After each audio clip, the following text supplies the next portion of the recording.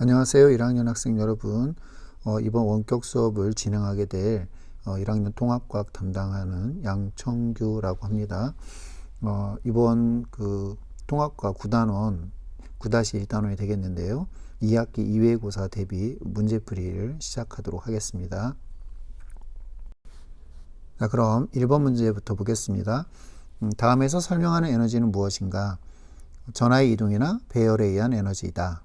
다른 에너지로 전환이 쉽다. 태양빛을 바로 이 에너지로 전환할 수 있다. 이 세 가지가 나와 있는데요. 이 중에 하나만 정확하게 알고 있어도 답을 구하는 건 어렵지 않을 것 같은데요. 여기 앞에 보면 전하의 이동과 배열에 의한 에너지라고 그랬잖아요. 자, 전하는 전기를 띠고 있는 상태를 우리가 부르는 용어입니다. 그렇기 때문에 이것만 봐도 전기 에너지구나 라는 걸 알 수 있겠고요. 따라서 전기 에너지는 전환이 쉽습니다. 다른 형태의 에너지로 쉽게 전환이 된다라는 그런 장점을 갖고 있잖아요. 그 다음에 태양빛을 이용해서 전기 에너지로 생산하는 방식이 있는데 이걸 9-2단원에서 다시 추가적으로 배우긴 할 건데요. 태양광 발전 시스템이 바로 이런 시스템이죠. 태양광 발전에서 사용되는 빛을 이용해서 전기를 생산하는 이 과정에서는 사용되는 부품이 바로 태양전지가 되겠습니다. 태양전지와 관련된 구체적인 사실은 9-2단원에서 좀 더 자세히 공부를 하게 될 거예요. 자, 따라서 답은 무슨 에너지? 네, 전기 에너지가 되겠습니다. 자, 2번 문제 보겠습니다. 자, 2번 문제는 다음 설명이 나타내는 현상을 쓰시오. 자, 발전기의 기본 원리이다. 코일을 통과하는 자기장이 변하면 전류가 유도된다. 이 현상을 이용하여 운동 에너지를 전기 에너지로 전환할 수 있다. 자, 발전기 딱 나오고 코일을 통과하는 자기장이 변하면 전류가 유도된다라는 이 두 문장만 봐도 어떤 현상이냐면 5글자로 전자기 유도 현상이죠. 이 전자기유도라고 하는 이 현상은 자기장이 변할 때 전류가 유도되는 겁니다. 그래서 이때 흐르는 전류를 우리는 유도 전류라고 한다고 그랬죠. 그래서 이렇게 유도 전류를 만드는 이러한 장치를 우리는 발전기라고 한다고 그랬습니다. 발전기에서 전기를 생산할 때는 발전기를 이제 회전시켜야 되기 때문에 운동 에너지가 전기 에너지로 이렇게 바뀌는 과정이 되겠습니다. 따라서 여기서 이 답은 전자기 유도 현상이다 라고 말할 수 있겠네요. 자, 3번 보겠습니다. 효율적인 전력 수송을 위해서 전압을 높여주거나 또는 사용지 근처에서 다시 전압을 낮춰주는 시설이래요. 시설. 자, 어디죠? 네, 변전소를 말하는 거죠. 전압을 올려주고 또는 낮춰주는. 그러니까 전압을 보낼 때는, 자, 수송할 때는 우리가 송전한다고 하죠.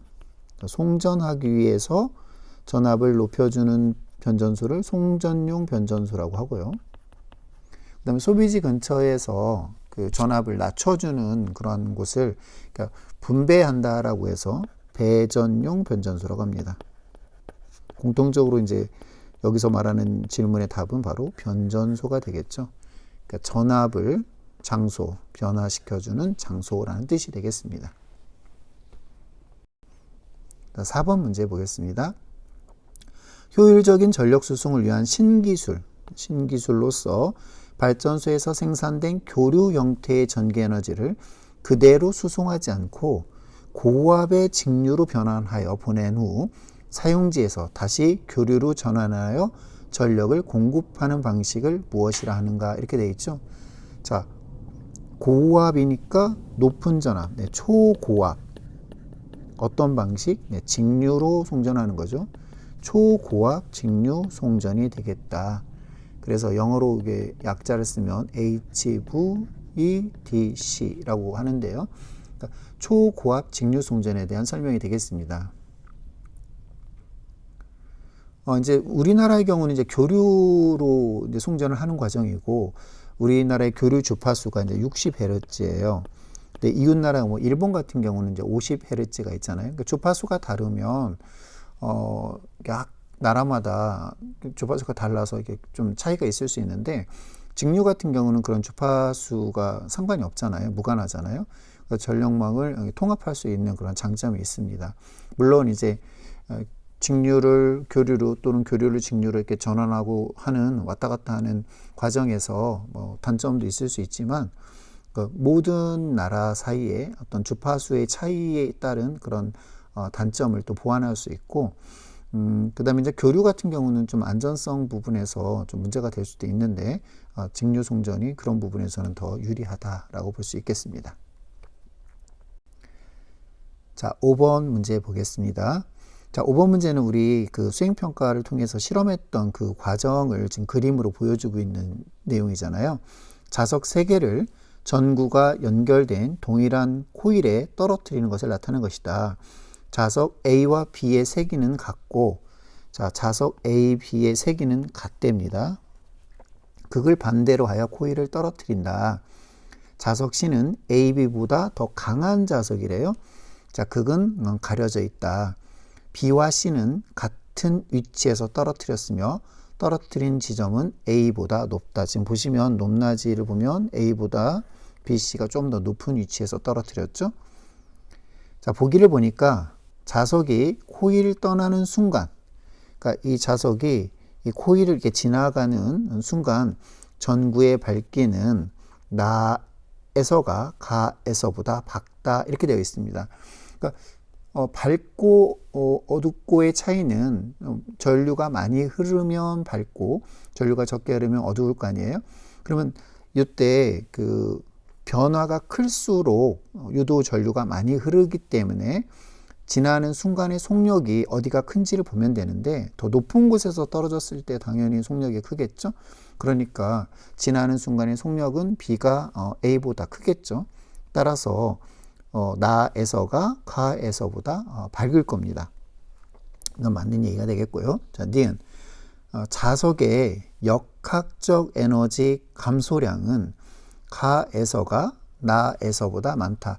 갑자기 이제 역학적 에너지라고 하는 문장이 등장을 해서 이게 좀 생소할 수도 있는데요. 우리가 이제 그 중학교 때 역학적 에너지를 배웠습니다. 역학적 에너지는 운동 에너지 플러스 유체 에너지를 뜻하는 건데요. 자석의 역학적 에너지가 이제 줄어든 만큼 자석의 역학적 에너지, 여기서는 이제 유체 에너지하고 운동 에너지를 합한 크기를 역학적 에너지라고 그랬는데, 그런 어떠한 전기 에너지가 앞에서도 아까 잠깐 설명했던 것처럼 전기가 생산된다라고 하는 것은 다른 형태의 에너지가 전기로 바뀐 거거든요. 자석의 역학적 에너지가 감소한 만큼 전구에서 발생하는 에너지가 생긴 거예요. 따라서 가에서가 나에서보다 많은 게 아니라 나가 가보다 많은 거죠. 그러니까 더 밝은 빛을 낼 수밖에 없고, 그만큼 더 많이 생겼으니까 당연히 처음에 있었던 역학적 에너지의 감소는 크다, 이렇게 보실 수 있겠습니다. 자, 따라서 니은은 틀렸고요. 자, 디귿을 보겠습니다. 가와 나에서 역학적 에너지가 빛 에너지와 열 에너지로 전환된다. 이건 맞는 얘기죠. 물론 이제 여기서 열이 얼마나 발생했는지 뭐 구체적으로 계산할 수는 없지만, 모든 에너지는 사실상 약간의 그 손실이 있게 마련인데, 그때 손실의 거의 대부분은 열 에너지로 발생하게 됩니다. 따라서 디귿은 줄어든 역학적 에너지만큼 빛 에너지와 열 에너지로 전환된다라는 것은 맞는 얘기가 되겠죠. 따라서 5번은 3번이 되겠습니다. 자, 6번 문제 볼게요. 자, 이 실험에 대한 설명으로 옳은 거, 아까 그 설명이죠. 그러니까 A와 B가 지금 같은 높이가 아니고 좀 다른 높이였어요. 자, 이 실험의 결과로부터 자석 C의 극을 알 수 있다. 지금 뭐 전류의 방향을 물어보고 있는 상황인데, 전류 방향 주어지지 않았잖아요. 그러니까 알 수 없어요. 사실 또 그리고 우리 아마 수업 시간에도 얘기했을 것 같은데요. 전류의 방향을 묻는 유형의 문제는 1학년 과학, 통합과학의 내용을 그 교육과정을 벗어나는 얘기이기 때문에 저희가 말하지 않는 건데요. 뭐 이 상황 자체에서는 방향을 알 수는 없습니다. 그래서 이건 틀렸고요. 자석의 극을 반대로 하면 전구의 밝기가 달라진다. 뭐 그렇지는 않습니다. 자석의 극이 바뀌었다고 해서 전구의 밝기가 달라지는 건 아니죠. 자석이 코일을 떠나는 순간 전구의 밝기는 다가 가장 밝다. 지금 앞에 그 상황에서 A하고 가하고 나는 같은 세기의 자석이라고 그랬어요. 그죠? 같은 세기의 자석인데 나가 좀 더 높은 곳에 있는 거고, 그 다음에 나하고 다는 같은 높이인데 C의 자석이 어느 극인지 모르지만 더 센 자석이라고 그랬어요. 그러니까 같은 높이고 더 센 자석이니까 이 통과할 때의 변화가 더 큰 거죠. 따라서 C의 밝기가 C를 떨어뜨린 다에서가 가장 밝다. 이게 맞는 얘기가 되겠네요. 자석 B와 C의 극이 서로 반대라면 전구의 밝기도 서로 다르다. 상관없다고 그랬죠. 전류 흐르는 방향하고는 밝기하고는 상관이 없습니다. 코일과 전구에서 발생하는 열 에너지는 가에서가 가장 많다. 열 에너지 같은 경우는 이제 뭐 손실되는 에너지를 말하는 건데, 뭐 여기서는 사실 그 열 에너지 크기가 얼마인지 알 수는 이제 뭐 없을 뿐더러, 사실상 지금 에너지 자체가 제일 많이 나오는 게 이제 다잖아요. 그러면 전체적인 에너지가 컸을 때 발생하는 열 에너지도 제일 큰 거지, 에너지 그 전기 에너지가 제일 적게 나오는 가에서 발생하는 열 에너지가 제일 많을 수는 없는 거죠. 따라서 이건 틀린 내용이 돼서 6번 답은 3번이 되겠습니다. 자, 7번 문제 보겠습니다. 자, 전력 수송에 대한 설명이다. 빈칸에 들어갈 말을 옳게 짝지은 것은 이렇게 되어 있습니다. 전기 에너지를 수송할 때는 A를 이용하여 발전소와 소비지를 연결한다. 당연히 뭘 이용하죠? 네, 송전선을 이용하죠. 네, 송전선이 맞을 테고요. 자, 송전선에 전류가 흐르면 뭐가 발생하죠? 열 에너지가 발생합니다. 자, 송전 효율을 떨어뜨리기 때문에 전압을 어떻게 한다고 그랬죠? 네, 높이는 방법을 사용한다. 자, 1번이 되겠네요. 자, 이 경우 안전을 위해 전압이 너무 높으면 여러 가지 문제점이 발생할 수 있기 때문에 안전을 위해 이동할 때 사용되는 송전탑을 인적이 드문 곳에 설치한다. 물론 안전과 관련된 건 여러 가지가 있었고요. 우리 교과서에 보면 5가지 정도로 이야기를 하고 있었습니다. 그것도 여러분 잘 보셔야 될 것 같아요. 자, 8번 문제 보겠습니다. 자, 다음은 수력 발전의 원리를 나타낸 모식도이다. 자, 그림이라는 얘기고요. 이에 대한 설명으로 옳은 것만을 보기에서 있는 대로 고른 것은 화석 연료의 연소로 인해 온실기체가 발생한다. 그러니까 지금 수력 발전 같은 경우는 물의 낙차, 그러니까 높낮이 차가 발전기를 돌리는 에너지원이 되기 때문에 무엇인가를 이렇게 태우는 게 아니죠. 화석 연료가 아닙니다. 따라서 기억은 해당이 없고요. 역학적 에너지가, 그러니까 운동 에너지, 유체 에너지의 합인 역학적 에너지가 떨어지면서 뭘로 바뀌는 거예요? 네, 전기 에너지로 바뀌는 거죠. 네, 맞는 얘기고. 디귿, 발전소 건설 장소에 제약이 있다. 이런 거대한 댐을 만들어야 되고, 댐을 만들 수 있는 곳은 뭐 특정 장소에만 가능한 거잖아요. 따라서 제약이 있다. 맞는 얘기가 되겠네요. 자, 니은 디귿이 되겠습니다.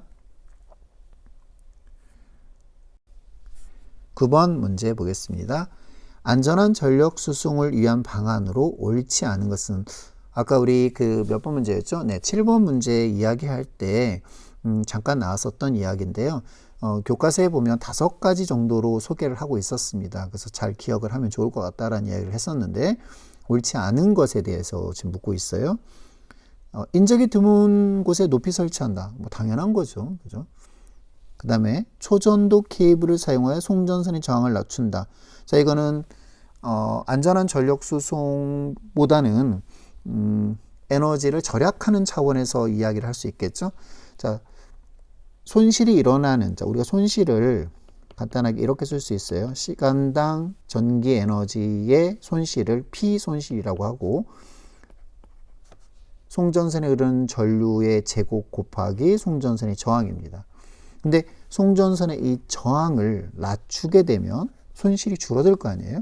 근데 이 송전선의 저항을 낮추는 방법으로 어떤 케이블을 사용하냐면 초전도 케이블을 사용한대요. 그럼 초전도 케이블 같은 경우는 전기가 매우 잘 흐르는 물질을 우리가 초전도 물질이라고 하거든요. 그러니까 이런 경우는 안전한 전력 수송이라기보다는 송전선에서의 손실을 최소화하기 위한 하나의 방법이 되니까 2번이 답이 되겠네요. 자, 계속해서 살펴볼게요. 송전선은 절연 성능이 우수한 물질로 송전탑과 연결한다. 그렇죠. 보통 이제 우리가 이런 걸 애자라고 합니다. 소비지 근처에서 전압을 낮추어 공급을 해야 되겠고요. 그래서 맨 마지막에 가정에 들어오기 바로 직전에 있는 전압을 낮추는 장치를 우리가 주상 변압기다라고 교과서에서 아마 그림이 있었을 거예요. 자, 5번 허용 전압 이상으로 올라가지 않도록 그러니까 차단 스위치 떨어지도록 돼 있는 퓨즈를 설치한다라는 것이 첫 번째로 1번으로 나왔던 내용이었습니다. 그래서 답은 2번이 되겠네요. 자, 10번 보겠습니다. 다음 중 원거리 전력 수송 과정을 바르게 나타낸 것은 이렇게 되어 있습니다. 당연히 전기는 어디서 생산이 되죠? 발전소에서 제일 먼저 생산을 해야죠, 전기를. 그러니까 나머지는 다 틀렸어요. 제일 먼저 전기를 생산해서 보내는 거니까 송전용 변전소를 먼저 거쳐야 되겠죠. 그 다음에 송전용 변전소에서 가장 가까이 있는 배전용 변전소까지 온 다음에 소비지 바로 앞에 있는 주상 변압기를 거쳐서 최종 소비지까지 온다. 자, 3번이 되겠네요. 전반적으로 문제들이 그렇게 어렵지 않은 것을 볼 수 있잖아요. 그래서 나중에 여러분이 공부를 할 때 이 정도의 문제에서는 절대 틀리는 일이 없어야 되겠습니다. 자, 11번 우리 교과서에 있는 그 그림이 되겠고요. 그림에서도 봤다시피 화력 발전의 비중이 제일 높고 그 다음에 원자력 발전, 그 다음에 수력, 신재생 이런 것들이 있는데 신재생이나 수력 같은 경우는 둘을 합해도 5%가 채 안 되고 화력과 원자력이 거의 대부분을 차지하고 있으며 화력 발전이 상당 부분을 차지하고 있는 것을 이렇게 도표에서 볼 수 있잖아요. 적절하지 않은 것을 지금 묻고 있습니다. 태양광 발전 방식은 사용되지 않는다. 자, 태양광 발전 방식은 사용되지 않는다. 자, 지금 에너지 원별 발전 현황을 나타내고 있는데 얘 같은 경우는 지금 태양광 발전 같은 경우는 무슨 에너지에 속하죠? 네, 신재생 에너지에 속하잖아요. 그러니까 허용 발전 방식은 사용되지 않는다. 이건 말이 안 되죠. 그죠? 1번이 되겠네요. 벌써 너무 뻔한 답을 묻고 있는데 2번 지속 가능한 발전을 위해서는 신재생 에너지 비율을 높여야 된다. 그렇죠? 지속 가능하다는 얘기는 계속해서 에너지를 공급할 수 있어야 되는데 화력 같은 경우에는 천연 자원을 이제 활용하는 거기 때문에 언제든지 시간이 지나면 고갈될 수 있다는 얘기잖아요. 그래서 끊임없이 에너지를 사용할 수 있으려면 지속 가능한 발전을 해야 되는데 그런 것들에 해당되는 게 바로 신재생 에너지다. 자, 신재생 에너지 같은 경우는 우리가 9-2 단원에서 좀 더 자세히 공부할 거니까 여기서는 이런 게 있구나라는 정도만 알고 넘어가면 되겠습니다. 자, 전자기도 현상을 이용한 발전이 대부분을 차지한다. 발전기를 돌리는 과정이 대부분 발전 방식에 포함이 되어 있습니다. 이것도 마찬가지 9-2에 가서 태양광 발전 방식이 발전기를 돌리지 않는 것 중에 가장 대표적인 거라는 것을 이제 배우게 될 텐데, 자, 이것도 맞는 얘기가 되겠고요. 원자력 발전소의 가동을 즉시 중단하기는 어렵다. 지금 현재도 보면 한 30% 가까운 비중을 차지하고 있는데 원자력 발전소를 당장 중단을 한번 한다고 가정을 해보세요. 그럼 우리나라 에너지원 공급하는 게 매우 어렵겠죠. 중단하기는 어렵다. 전기에너지 사용은 온실기체의 배출과 관련이 있다. 화석연료를 상당히 많이 사용하고 있고 화력발전의 비중이 높다라는 거기 때문에 즉 화석연료를 사용한 화력발전의 비중이 높다라는 것은 다시 말하면 온실기체의 배출이 많다라는 뜻이 되겠고요. 그러니까 전기에너지 사용하면 할수록 온실기체 배출과 분명히 상관이 있다, 관련이 있다. 답은 1번이 되겠네요.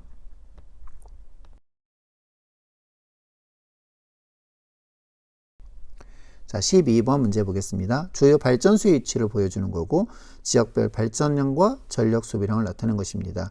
우리 교과서에 있는 두 개의 그림이 되겠네요. 적절하지 않은 것을 묻고 있습니다.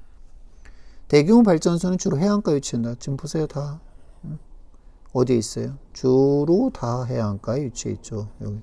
거의 대부분의 발전소가 해안가에 위치하고 있다는 거고, 내륙에는 소규모 발전소가 있을 것이다. 뭐 그렇죠. 뭐 지금 여기 충북이라든가 뭐 경북 같은 데도 에너지 생산량이 있는 걸로 봐서 소규모 발전이 있을 수 있다는 얘기죠. 그 다음에 발전량과 소비량의 불균형으로 인해 전력 수송이 필요하다. 그러니까 우리가 왜 전력을 수송해야 되냐라고 하는 그 이유는 생산하는 양과 발전하는 양과 소비하는 양 사이에 차이가 있기 때문에 이것을 이렇게 균형을 맞춰주기 위해서는 수송이 필요할 수밖에 없는 거죠. 자, 그 다음에 전력 소비량이 많은 수도권의 주요 발전소가 밀집되어 있다. 아니죠. 수도권 같은 경우는 거의 발전소가 없다고 보시면 됩니다. 따라서 답은 4번이 되겠네요. 발전력이 가장 많은 지역은 보시면 어디에 있어요? 우리가 살고 있는 충남 지방이 가장 발전량이 많은 지역이다. 자, 이런 것들은 그냥 그림을 보고 판단할 수 있는 능력만 있으면 되는 이야기가 되겠습니다. 자, 우리 12번까지 문제를 풀었는데요. 잠시 쉬었다가 이어서 계속 풀도록 하겠습니다. 잠깐 쉴게요. 잘 쉬었어요? 네, 화장실 다녀오고 좀 쉬었을 것 같아요. 자, 계속해서 13번, 14번 문제 보도록 하겠습니다. 그림 가는 전동기의 구조를 나는 발전기의 구조를 나타낸 것이다. 자, 전동기 우리가 가장 흔히 말하는 모터입니다. 모터. 돌아가는 장치죠. 자, 발전기는 전기를 생산하는 장치고요. 가 나를 통해 알 수 있는 내용으로 적절하지 않은 것. 이번 문제의 특징이 보면 이렇게 부정형 문제들이 참 많네요. 그죠? 자, 1번 보겠습니다. 전동기와 발전기 모두 자석과 코일이 있다. 자, 코일이 있고 안에 자석이 있고 코일이 있고 자석이 있고 왜 있는지 뭐 모른다 하더라도 다 있는 건 알겠어요. 그죠? 들렸죠? 전동기의 회전자를 돌리면 코일의 전류가 흐를 것이다. 전동기의 지금 회전자를 이렇게 돌린다는 얘기는 코일의 전류가 흐를 것이다.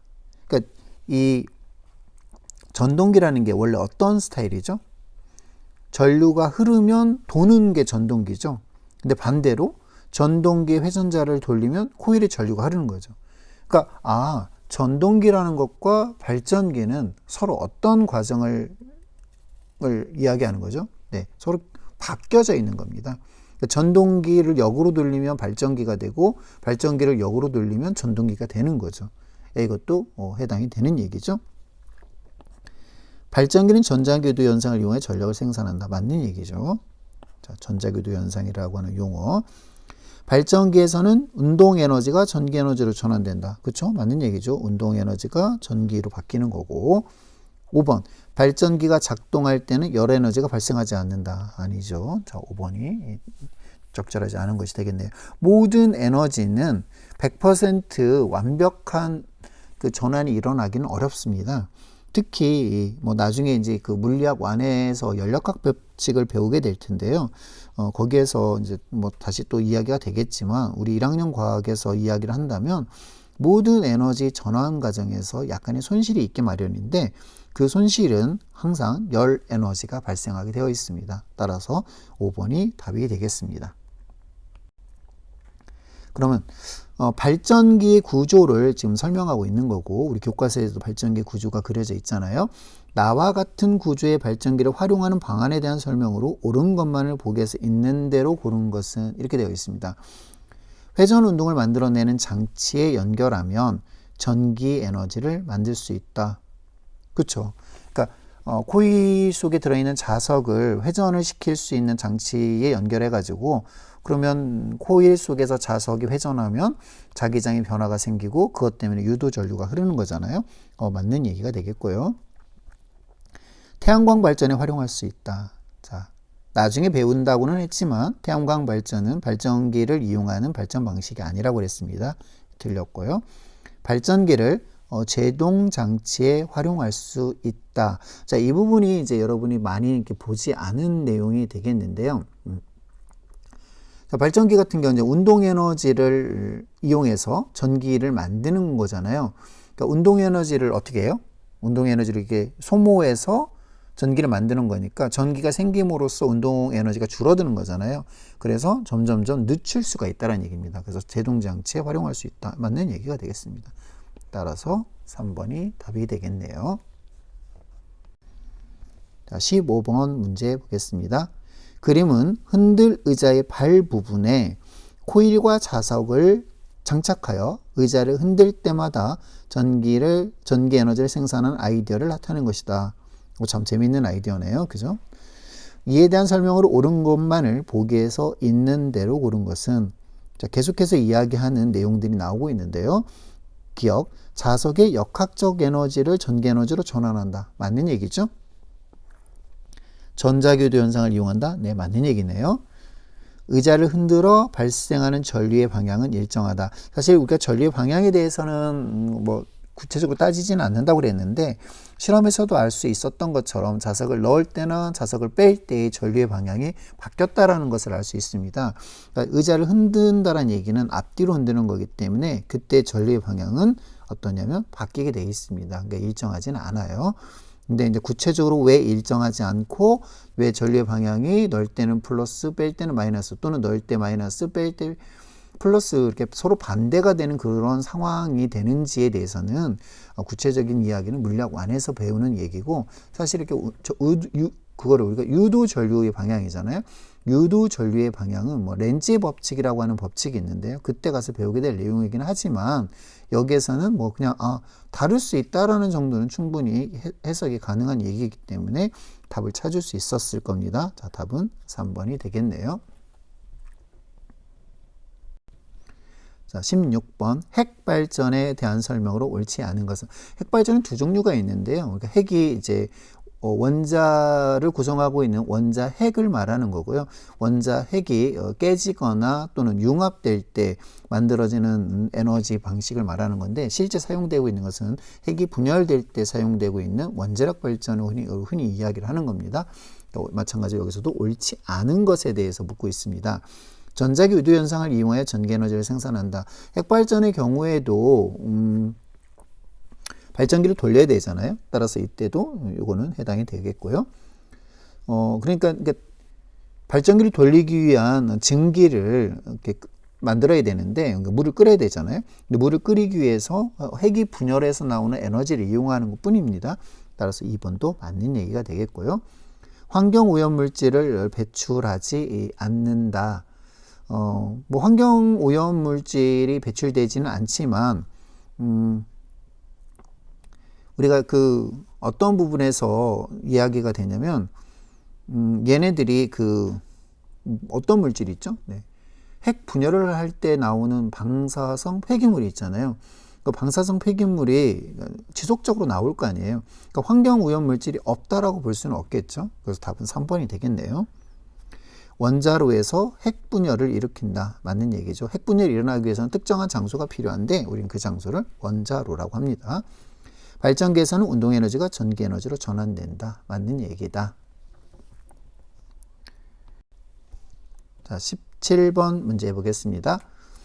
우리 교과서에 있는 그림 중에 하나였어요. 자, 발전소에서 변전소, 송전탑, 송전선, 송전탑, 변전소 2 가정 회사로 이루어져 있는 에너지의 생산, 수송, 소비에 이르기까지 전 과정을 지금 그림으로 보여주고 있는 건데요.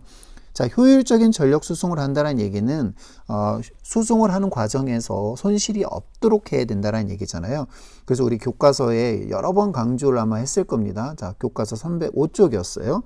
305쪽에 나와 있던 손실의 양은 I제곱 R이다. 이걸 꼭 기억을 하셔야 되겠고요. 자, 이렇게 해서 손실을 줄이려면 저항을 줄이든가 또는 I를 줄이든가 해야 되는데, I를 줄이기 위해서는 어떻게 해야 된다고 그랬죠? 변압기 과정을 거쳐서 보낼 때 전압을 높인다고 그랬잖아요. 그렇기 때문에 여기서는 이제 기억은 이제 해당이 되겠고요. 발전소를 소비지에서 더 먼 곳에 건설한다. 그러면 그만큼 거리가 멀어지기 때문에 효율적인 전력 수송을 하는데 저항이 커지는 거잖아요. 그러면 저항이 커지면 손실이 많이 일어나니까 이건 해당이 안 될 것 같고요. 저항이 낮은 송전선을 사용한다. 해당이 되죠. 근데 우리가 일반적으로 저항이 낮은 전선을 사용하면 좋은데 실질적으로 이렇게 저항이 낮은 전선을 현재 사용하고 있는 구리도선보다 더 좋은 걸로 교체하는 것은 뭐 경제적인 면이나 여러 가지 부분에서 문제점이 있을 수 있기 때문에 지금 가장 당장 사용하고 있는 방법 중에 하나는 변압기를 거쳐서 전압을 높게 해서 만드는 송전 방식을 택하고 있다라는 이야기도 아마 했었을 겁니다. 그래서 답은 여기서 답을 찾자면 3번이 되겠네요.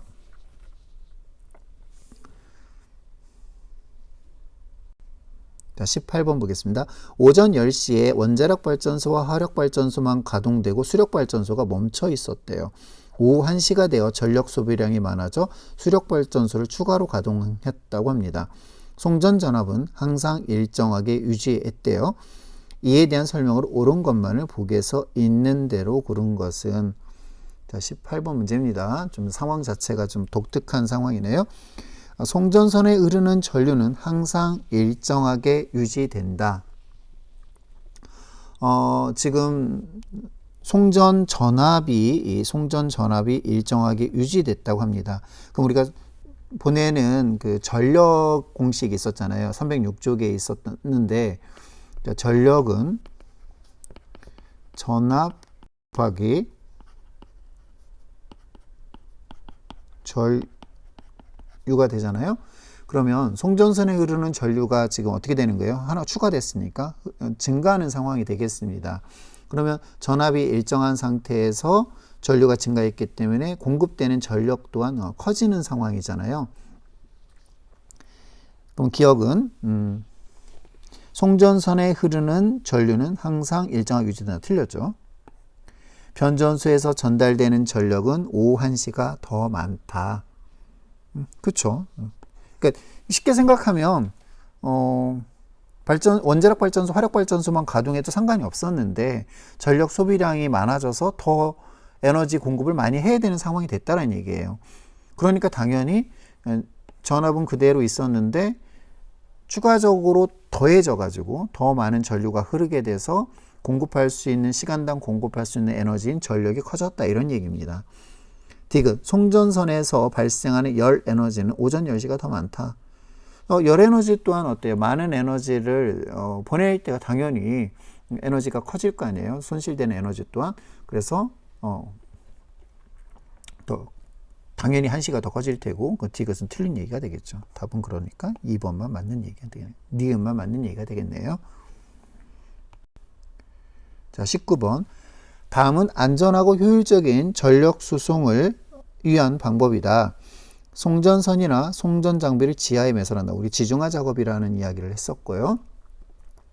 전력을 공급하는 시설과 소비지 사이에 양방향 통신으로 수요를 파악하여 이에 따라 발전량을 조절한다. 그렇죠. 많이 사용하지 않는데 굳이 많은 에너지를 보낼 필요 없잖아요. 그래서 이거를 이렇게 양방향 통신으로 수요를 적절하게 파악하는 그러한 것들이 요즘 많이 이제 활용되고 있습니다. 발전된 전기를 직류로 변환하여 송전한다. 초전도체를 이용하여 송전선을 만들어 이용한다. 자, 카라의 장점에 관한 설명으로 옳지 않은 것은, 자, 어지럽게 전선이 지나 하늘 풍경이 정리되면서 도시 미관이 좋아진다. 맞는 얘기죠. 2번. 주거지 주변에서 발생하는 전기 안전사고를 예방할 수 있다. 그렇죠. 전선 자체가 공중에 이렇게 지나서 부딪혀서 또는 건드릴 가능성이 거의 없잖아요. 그러니까 맞는 얘기가 되겠고, 수요에 맞는 발전소를 가동하여 발전소 가동 비용을 절약할 수 있다. 맞는 얘기가 되겠네요. 왜냐하면 얼마의 전기를 사용할지를 수요를 파악한다고 했기 때문에 거기에 맞는 전기만 생산하면 되잖아요. 교류 전류의 송전 때문에 전선 주변에서 발생하는 전자교류 현상을 줄일 수 있다. 교류가 발생한다는 얘기는 계속해서 전류가 바뀌는 거거든요. 그럼 전류가 바뀌면 그것에 따라서 전자교류 현상이 생기고 유도전류가 발생할 수 있는데, 그런 현상을 줄일 수 있다는 얘기가 되겠고, 맞는 얘기죠. 직류는 일정한 크기의 전류가 흐르기 때문에 전자교도 현상이 발생하지 않습니다. 라, 저항이 0이므로 초전도체는 저항이 0인 물질을 말해요. 송전 과정에서 비용이 전혀 없이 송전이 가능하다. 초전도 케이블을 사용하면 이제 송전 과정에서 열 에너지가 물론 발생하지는 않을 겁니다. 저항 자체가 없으니까. 근데 초전도 상태를 유지하려면 현재 상태에서 그냥 초전도 상태가 있는 게 아니라 얘를 냉각 상태로 유지하는 그 비용이 많이 듭니다. 그래서 송전 과정에서 비용이 전혀 들지 않는 건 아니죠. 그러니까 송전선 자체의 저항이 0이 돼서 송전선에서 발생하는 손실, 그러니까 열이 없다 뿐이지 걔가 비용이 전혀 발생하지 않는다라고 하는 것은 틀린 말이죠. 그래서 답은 5번이 되겠네요. 자, 마지막 문제입니다. 다음 가라 중 전력이 같은 것끼리 옳게 짝지은 것은, 우리 전력하면 다시 한번 써볼게요. 전력은 보통 P라고 쓰고요. 시간분의 전기 에너지입니다.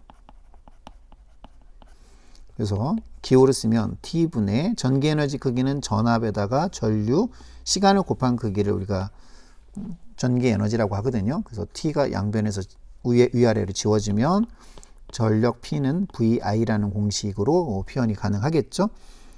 그래서 가부터 한번 계산을 해보면 10V의 전압으로 400mA의 전류가 흘렀다는 얘기니까 가의 경우에는 자, P 값이 얼마냐면 10 곱하기 400이니까 얼마 전류해죠? 네, 0.4가 되겠죠? 그러니까 계산하면 4와트가 되겠습니다. 단위는 P는 와트예요. 그래서 1와트는 1초 동안에 1줄의 전기 에너지가 사용될 때의 전력을 우리가 1와트라고 합니다. 중학교 때 배웠던 내용인데 사실은 지금 문제에 나왔어요.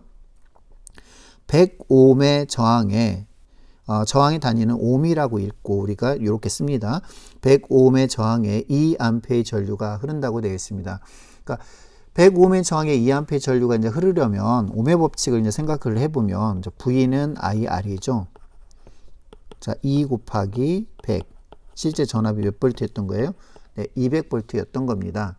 그러면 전력은 어떻게 계산이 되어 있냐면 나에서는 P는 VI니까 V가 200이 되겠고, 자, I가 얼마? 2. 네, 따라서 400W가 되겠고요. 자, 다를 볼게요. 400옴의 저항 양단에 40V의 전압이 걸릴 때 400옴의 저항 양단에 40V의 전압이 걸리면 실제 흐르는 전류는 얼마일까요? 뭐 마찬가지 옴의 법칙을 적용을 하면 I는 R분의 V니까 자, R이 얼마예요? 네, 400이고, 자, V가 40입니다. 그럼 계산을 하면 0.1이 되겠죠? 따라서 다를 계산하면 P 값은 VI니까, 자, V가 얼마죠? 40, I가 얼마예요? 0.1, 따라서 4가 되겠네요. 4와트. 마지막 라를 보면 전격 전압과 전력이 각각 3V 10W인 제품에 전격 전압이 걸린다라는 얘기죠. 그러니까 여기서 전격이라고 하는 또 별로 이렇게 듣지 못한 그런 용어가 나왔는데 이것도 중학교 때 사실 배웠던 얘기가 될 텐데요. 전격이라는 얘기는 그냥 규격이라고 생각하시면 됩니다. 3V 10W, 그러니까 요 3V와 10W라고 하는 거기에서 정상적으로 작동한다 이렇게 생각하시면 돼요. 전격 전압이 걸렸다는 얘기는 3V 10W가 됐다는 얘기예요. 전격 전압이 3V인 기기에 전격 전압을 공급하면 전격 전력을 이제 소비를 한다는 얘기예요. 그러니까 얘는 그냥 계산할 필요도 없이 몇 볼트다? 몇 와트다? 10W라는 얘기입니다. 다시 한번 얘기할게요. 전격 전압과 전력이 각각 3V 10W인 제품입니다. 근데 여기에 지금 전격 전압이 걸렸대요. 즉 3V가 걸렸을 때는 10W라고 하는 소비 전력을 갖는 제품이니까 당연히 전격 전압이 걸렸으니까 얘는 계산할 필요도 없이 P값은 10W만큼 사용이 된다라는 얘기죠. 그래서 같은 것끼리 지금 찾으라고 했으니까 4W에 해당되는 가와 다가 같은 상황이 되니까 2번이 맞겠네요.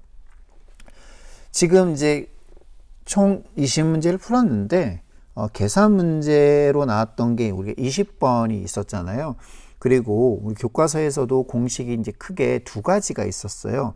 305쪽에 있는 소비 그 손실 전력을 계산하는 I제곱 R과 그 다음에 306쪽에 있던 전력 공식이 VI가 된다는 사실. 이 두 사실을 이용해 가지고 왜 전압을 높였을 때 송전선에서의 손실을 줄일 수 있는지에 대해서 여러분이 잘 설명할 수 있어야 되겠고요. 이 부분에 대해서 좀 더 관심을 가지고 여러분이 문제를 푸는 그런 것이 필요하겠습니다. 나중에 또 혹시 좀 더 어려운 문제를 풀 기회가 생기면 그때 프린트를 나눠 드리도록 하겠고요. 오늘은 여기까지 하겠습니다. 고생 많았습니다.